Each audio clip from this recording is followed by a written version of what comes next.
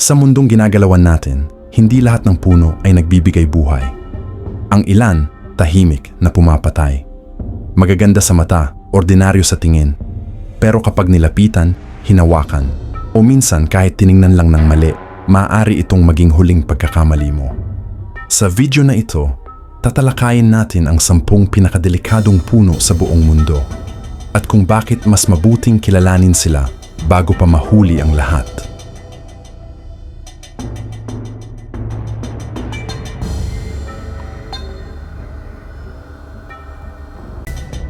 Number 10. Black Walnut. Ang black walnut ay mapanganib, hindi dahil sa direktang lason sa tao, kundi sa kemikal na epekto nito sa kapaligiran. Tahimik nitong sinisira ang kapaligiran sa paligid nito. Para itong halaman na gustong laging mapag-isa. Naglalabas ito ng juglone, isang natural na compound na pumipigil sa paglaki ng maraming uri ng halaman sa paligid nito. Dahil dito, madalas ay kakaunti ang tumutubong halaman sa ilalim at paligid ng puno.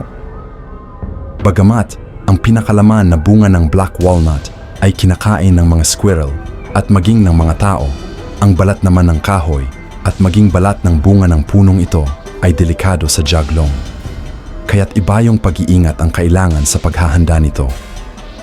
Sa mga hayop tulad ng kabayo, ang exposure sa juglone, lalo na mula sa wood shavings, ay maaaring magdulot ng malubhang sakit sa paa. Ang punong ito ay isang malinaw na halimbawa kung paano maaaring baguhin ng isang halaman ang buong ecosystem sa sarili nitong paraan. Number 9. Bunya Pine. Native sa bansang Australia.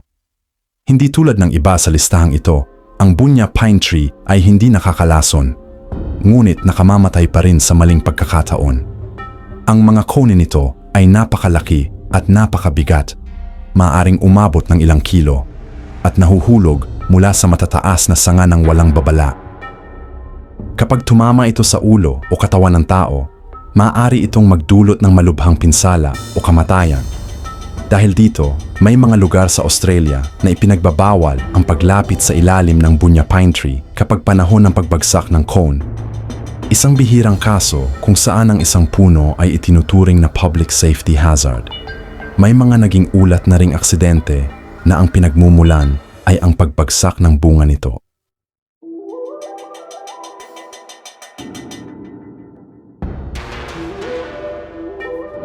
Number 8. Milky Mangrove.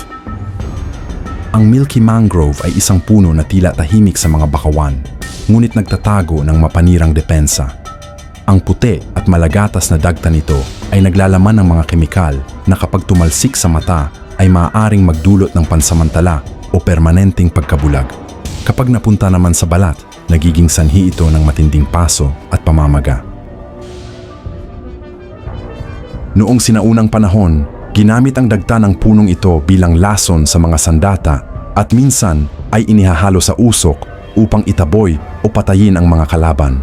Ang presensya nito sa mangrove ecosystem ay paalala na hindi lahat ng halaman sa kalikasan ay ligtas lapitan. Number 7. Sandbox Tree. Ang sandbox tree ay literal na mapanganib sa pisikal na paraan.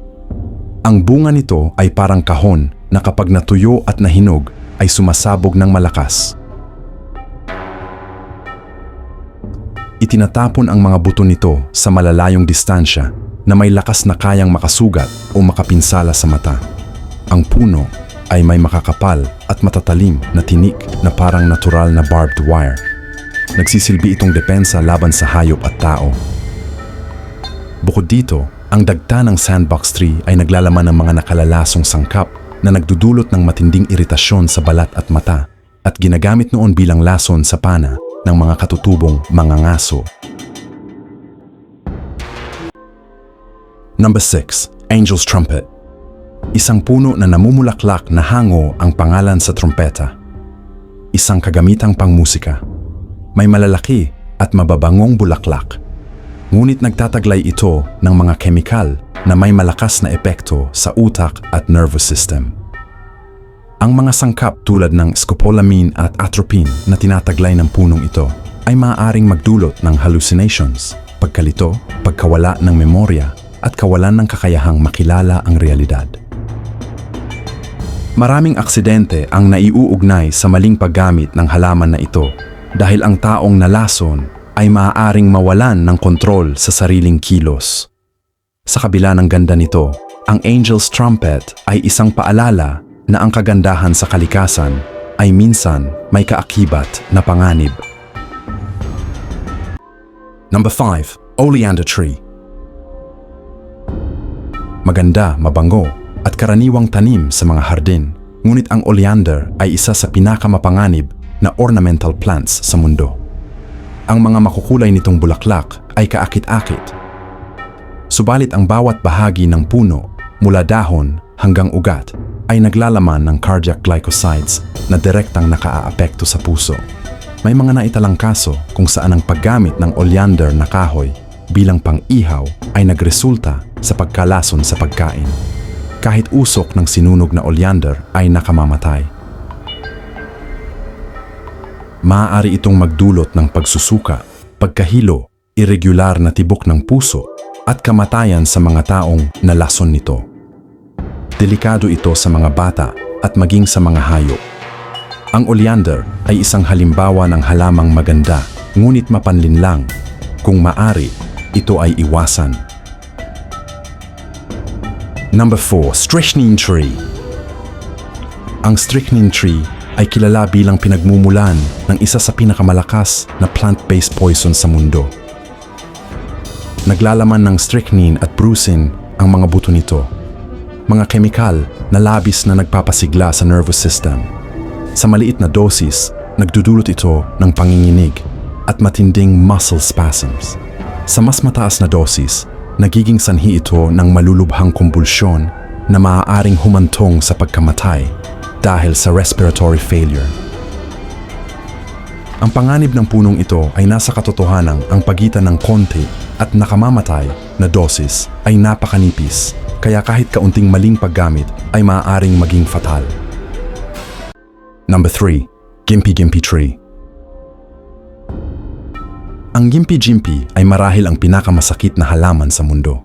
Ang mga dahon at tangkay nito ay balot ng microscopic na buhok na parang karayom na nag-i-inject ng lason sa balat kapag nahawakan. Ang sakit ay inilarawan ng mga biktima bilang parang nasusunog ng apoy at kuryente ng sabay at maaaring tumagal ng buwan o kahit taon. Mas nakakatakot pa, ang mga buhok na ito ay nananatiling aktibo kahit patay na ang halaman, kaya ang lumang dahon sa lupa ay delikado pa rin. Dahil sa tindi ng sakit, may mga ulat na ito ay nagdulot ng matinding psychological distress sa mga biktima. Number 2. Suicide Tree. Ang suicide tree ay may tahimik, ngunit nakamamatay na reputasyon. Ang mga buto nito ay naglalaman ng cerberin, isang lason na direktang umaatake sa electrical system ng puso. Kapag nalunok, ang cerberin ay maaaring magdulot ng irregular na tibok ng puso hanggang sa tuluyang tumigil ito. Ang mas nakakatakot pa, ang lasong ito ay mahirap matukoy sa karaniwang forensic tests, dahilan kung bakit ginamit ito sa maraming lihim na kaso ng pagpatay at pagpapakamatay sa kasaysayan. Sa labas, ang puno ay mukhang ordinaryo at minsan pa nga'y itinatanim bilang ornamental, kaya madalas ay hindi napapansin ang panganib na dala nito. At ang number 1 sa ating listahan, ang Manchineel Tree.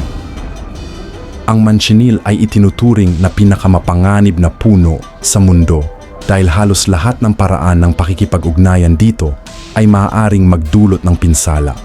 Ang bunga nito ay kaakit-akit sa mata at kahawig ng mansanas, ngunit naglalaman ng mga lasong kemikal na nagdudulot ng matinding pagsusuka, dehydration at maaaring mauwi sa kamatayan. Hindi lamang ang bunga ang delikado, ang dagta at kahoy nito ay may mga toxin na kapag sinunog ay naglalabas ng usok na kayang makapinsala sa mata at magdulot ng permanenteng pagkabulag.